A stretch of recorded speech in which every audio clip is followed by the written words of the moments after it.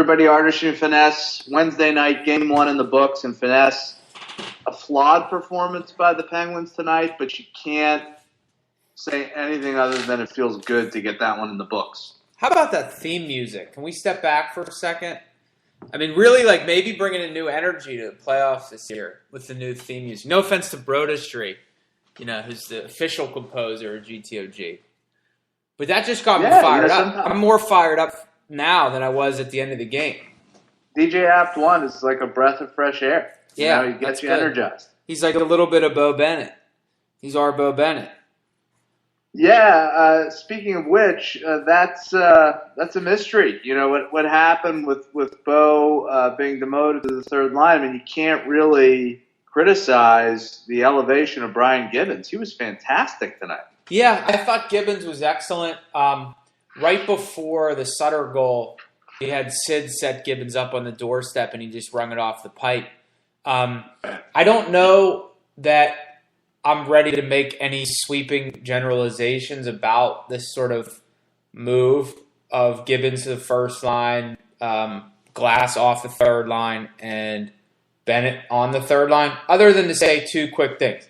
Gibbons was really good, and Tanner Glass is awful. Like, Tanner Glass should not be on the third line.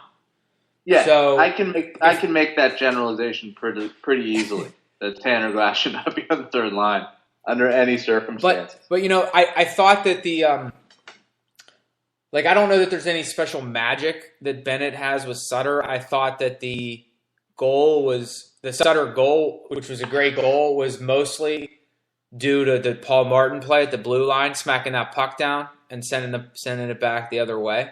Yeah. So I don't know. I think Bilesman's got to play with it, but I think what he needs to do is get Bennett more minutes. I'm not sure where that it matters necessarily who he's with, but he's got to be out there more. I mean, I'm looking at his ice time. He played 10:44 at even strength, which is less than Tanner Glass, who played 10:52 at even strength. That's just inexcusable. Goal, Montreal. Yeah, how about that? In overtime. Yeah. Anyway, I agree with that. I feel like maybe the coaches are seeing something that we just weren't focused on defensively. I don't know. Bennett was a little shaken up with that huge hit he put on Ryan Murray in the first period. So maybe that was a factor. It's hard to say, but I think we agree. He's emergibility candidate number one for the Penguins. I'm not even sure there's a number two. He's the guy. He has got to really play well and elevate his game in the playoffs if the Penguins are going to make a run. And this wasn't an auspicious start in that sense. Do you think that the performance on the power play of Chris Letang as compared to Matt Niskanen has sort of settled the question of who should be the number one point man on the power play tonight? Yeah. Like, do you think there's any – I mean, if Bilesman comes out with Letang on the number one power play next game, that's stubbornness, right? Yeah, I mean, I hate to – I feel like we're going negative at the start here, and I don't really mean to do that. I mean, I think this was a really important game for the Penguins to fall behind like they did with potentially some shaky confidence when it comes to the playoffs and to just come back and take control of the game in the latter part of the game was a really, really good start to the postseason. But, yeah, it's hard to ignore. Letang wasn't good tonight. Scuderi wasn't good tonight. Letang took two awful penalties pretty much single-handedly. It wasn't encouraging. Scuderi doesn't look up when he's trying to move the puck out of the defensive zone. He's like that guy in your rec league that's like by far the worst player on the team, and you're wide open like for a breakout pass, and you're just like, please look up. Just look up. Right. I'm right here. And he won't look up. Best case scenario, he takes a wrist shot that like hits you in the face. Right. It's not a good situation. He shouldn't be a top four defenseman any more than Tanner Glass should be on the third line. They're not very good. And yeah, maybe there's just stubbornness on the part of Bilesma and the coaching staff when it comes to some of these veterans. I don't know, but you really have to play your best players. There's no room for error in that regard. Well, then we don't want to go negative. So what's your big positive takeaway? Is it just the way bounce back ability, Bounce back ability was huge tonight, and I think persevere ability? Fleury showed some bounce back ability. He didn't get rattled. He gave up 3 goals fairly quickly in the game, and then he settled in and he did what he needed to do. Yeah, I was impressed with the team's general ability not to get frustrated being down 3-1. You had like 2 bad Letang penalties, but that seemed more of like an individual issue than something that affects the whole team. Yeah. So I was happy to see the team show a little perseverability. Yeah, perseverability, bounce back ability. I also liked the fact that even though Columbus is a fairly gritty team, there was no shortage of space out there to get scoring chances. That's not going to be an issue this series. No, it's not like Boston where you just can't get a quality chance. Like they hit hard, but if you take the hit to make a play and don't retaliate, there's going to be room out there. Yeah, and they give up odd man rushes as a result of their aggressiveness. Jack Johnson is a beast in terms of dealing out heavy checks, but they're very vulnerable as a result. I want to mention a couple of quick things that I was impressed by. The 2 penalty kills off the bad Letang penalties were huge, especially there was one late in the second period off the spear. Yeah. After the Pens had tied it at 3. I thought that was a huge penalty kill. Just huge.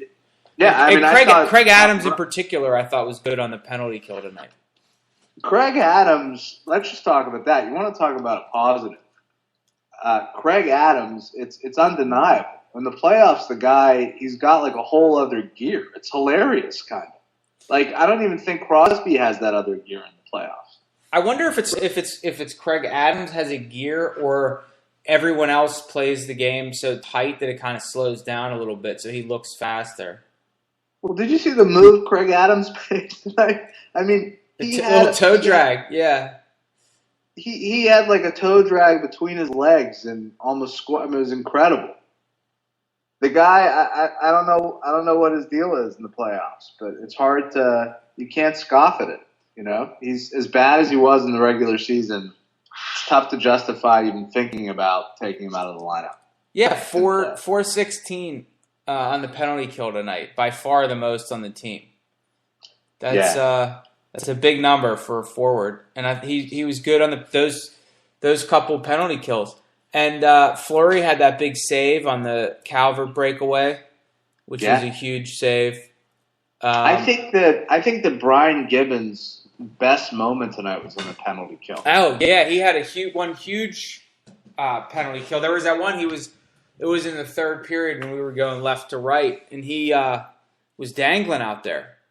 Yeah, I mean, I think we all just assumed he was gonna disappear in the playoffs. We didn't think he was gonna play, and that's a really pleasant surprise. It gives us another emergibility candidate.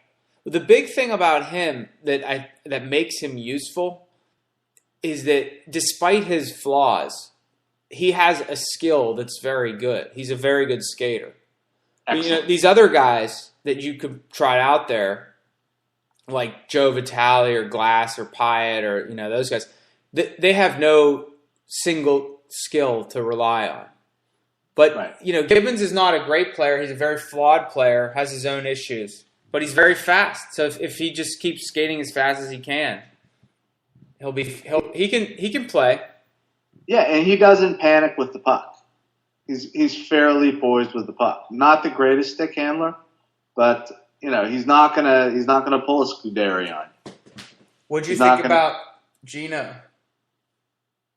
For a first game back, I mean, I thought it was good. I like the way that line went to the net. He had a great pass on the Jokinen goal, first goal of the game. I think he's just going to get better. It's a shame because he's not where he was 3 weeks ago before the injury. But hopefully this series will give him an opportunity to get there. And I thought he was relatively disciplined for Gino. Yeah, I thought the discipline of him and Crosby was excellent tonight. A lot of stuff about Dubinsky trying to get in Crosby's grill. I thought Crosby did an excellent job of not reacting.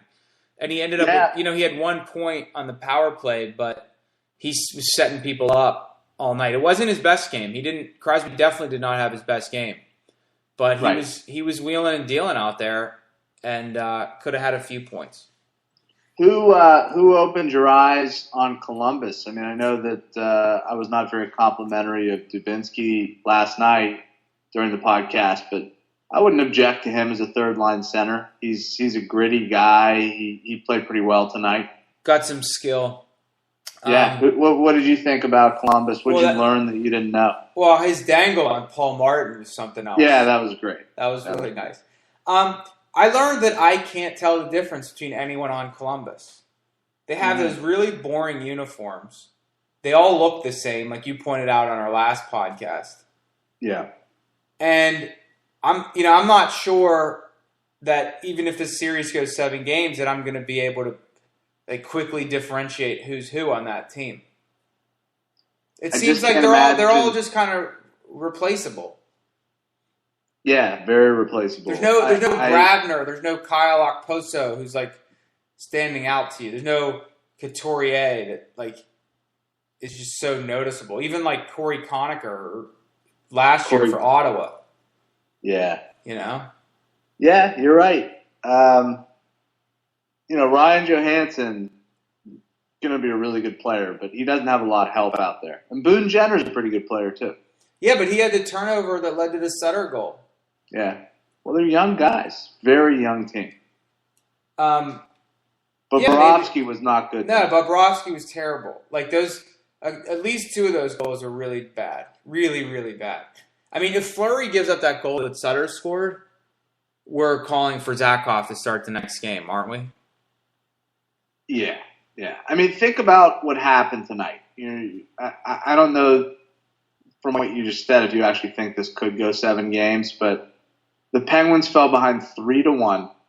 Perfect opportunity for Columbus to steal this game. Letang taking horrible penalties left and right. The Penguins give up a shorthanded goal, and we still win. That's Columbus's best shot right there. Yeah, I mean, there's nothing about this game made me think the Pens won't still win in 5 games. Right. Because the power play is really good. Right. You get 1 goal from the bottom 6, and then you win the game. That's what we're talking about. When we say that the Pens bottom 6 doesn't contribute, we're not looking for them to match the top 6. They need to score again next game. If we get another goal from the bottom 6 next game, now we're talking. Is there any reason why you don't go with a third line of Sutter, Stepniak, and Brian Gibbons? What am I missing here? I think Bo Bennett is actually a lot more effective.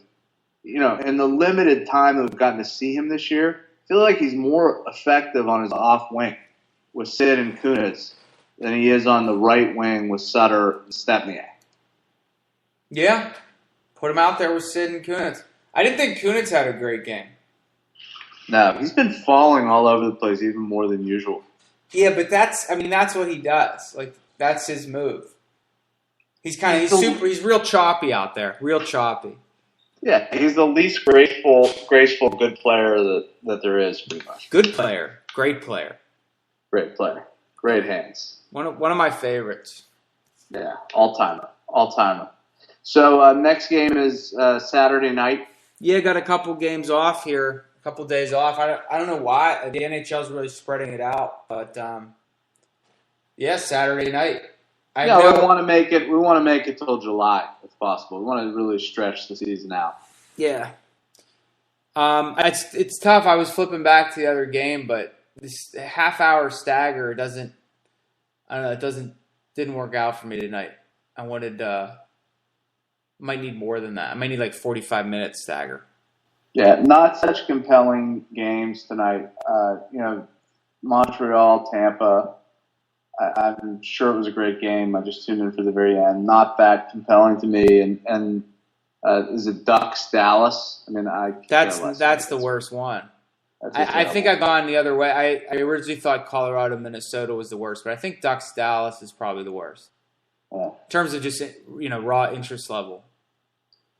And tomorrow night, what do we have with the Rangers, Flyers? That's a Boston, great Detroit? one. I think Boston's not till Friday, but Rangers, Flyers, that's a great series. That's one I want to watch.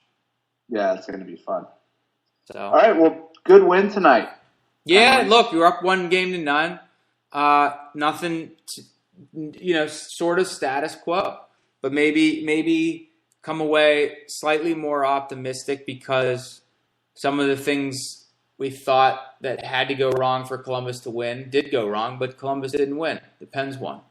Yeah, it did their best to hand it to Columbus, but they wouldn't take it. So that's right. It's a good night. Only 15 more to go. All right. We'll do this again soon, not Saturday. I'm going to be out of town. You knew that, right? Did you know I was going to be out of town? I can do it by myself. I know what you'd say.